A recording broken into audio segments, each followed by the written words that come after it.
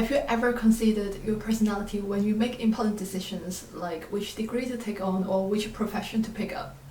If you are in your second or third year of workforce, have you ever questioned yourself whether you picked the right career or not? If you are confused or scared that you might have made a wrong decision, or you are now paralyzed because you're afraid you will regret it later, you are in the right place. Today I'm going to tell you my story in pivoting my career from accounting to music therapy, two industries that don't relate, and also my thought process. I hope my story enlightens you in some way in thinking about personality and how to make better decisions. To answer the question, I don't think personality matters when it comes to which job to take on. I'm going to go through with you guys the definition of personality, the myths of personality, the mistakes I made in my decision-making process, and what to consider instead when you set goals. I will be referring to the book Personality Isn't Permanent by Dr. Benjamin Hardy for some points. So let's get started.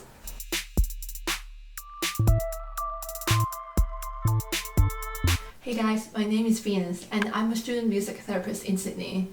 I have been an accountant for 5 years before finally ditching my corporate job right before the pandemic happened last year.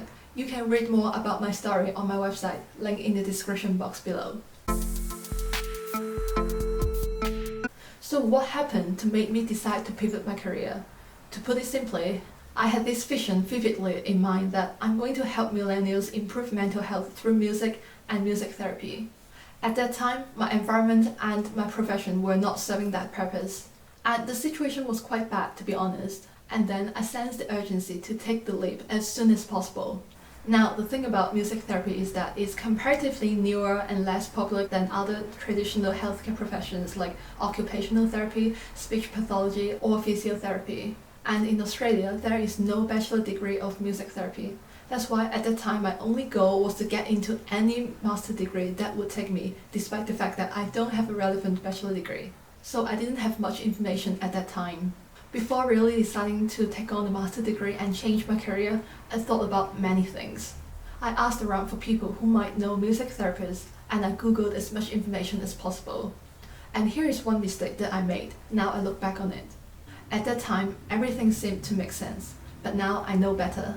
When you pivot your career, that basically means that you're going to give up whatever you studied since high school or uni, or whatever advanced education you obtained after uni. For me, it's my high school, my uni degree, and the CPA that I obtained 3 years after my graduation in uni. So that's something you should consider carefully. So, what did I do? I took a personality test. Now, while there are so many personality tests out there, there was one that I have been interested in for so many years. The 16 personality test. It seemed reasonable, comprehensive, and accurate. So I took the test in 2019, and I have the results here. So according to the result, I am an INFJ turbulent advocate type. And the results seem to highlight the reason why I was in quarter-life crisis or why was I so unsatisfied in my day job. So I learned that I was indeed an artist and someone who act upon calling and stuff. So here's what it says.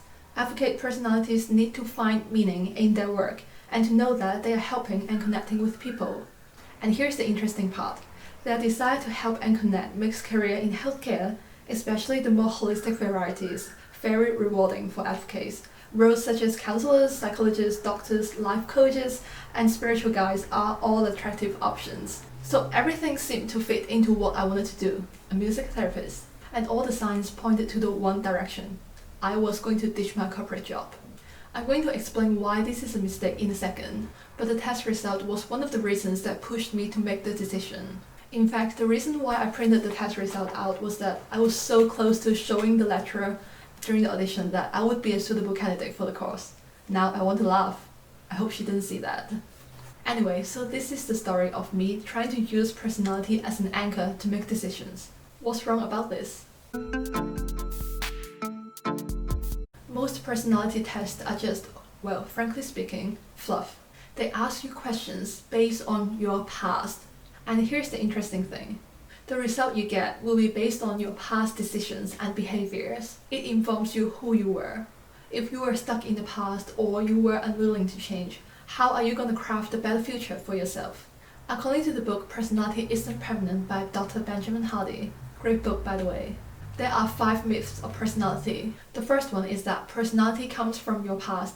As I just said, we think our past and our experience shaped us to who we are today.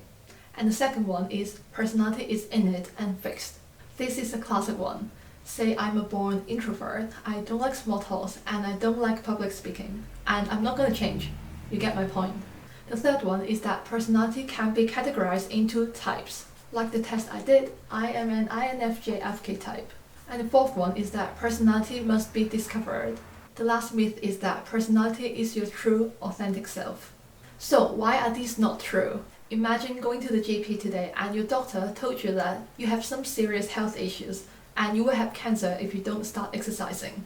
What would your response be? Well, you panicked, obviously. The thought of getting cancer, getting chemo, not being able to provide for your family, not being able to travel anywhere or eat anything was terrifying. What would you do? Well, you first make the decision that you're not going to keep your current lifestyle. You recognize the urgency and importance to change. You picture your future self that you will be happy and healthy in the next 10 years if you make the change now. You follow the workout plan set up by your doctor or your personal trainer. You might even have a nutritionist planned out all your meals for the next 90 days. Your behaviors will change. You start to sleep earlier because you need to make time for that workout. You start saying no to processed food. You start to turn down some of the happy hours. In this example, we can see that our behaviors, our actions, and our personality change because of the future.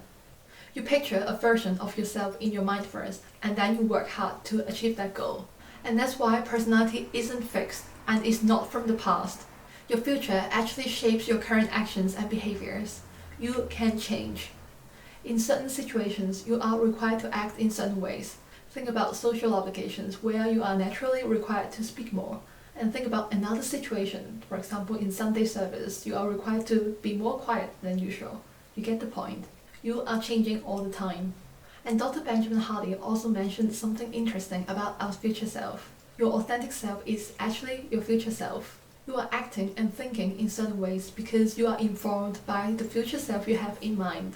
No matter being intentional or not, you actually have a certain goal in mind regarding who you want to become. The funny thing is, for most people, if you ask them whether they think they will change in 10 years' time, they probably will say no. But if I continue asking, do they think they were the same person 10 years ago? They will say no. So, embrace change, or even better, be proactive and intentional about who you want to become, and make your dream reality. So I wouldn't worry too much about my personality not matching the type of job that I want to do, because you can change in different situations and roles. However uncomfortable it might be, you would do it when you had no choice. Say I'm an introvert and I landed myself a sales position. I had no choice but to start acting confidently to sell the products. You will learn all the relevant skills to do the job. So think about what you really want to do, not just as a job, but in life as well. When you have a vision in mind, an urgent calling to make it a reality, it becomes your motivation to show up and figure out the pathways to get there. You stop wondering and making excuses. When making decisions, future self comes first. Your future self drives your current behaviors and actions. Your plan is crafted based on the future self that you envision to be. Don't be afraid to dream big. What seems impossible can be achieved. If you are dedicated and determined enough, you can achieve anything in life fearlessly. If you have enjoyed this video, go check out this playlist here called Go After the Life You Want, where I talk about everything about personal development and mindset. Thank you for watching, and I will see you guys next time.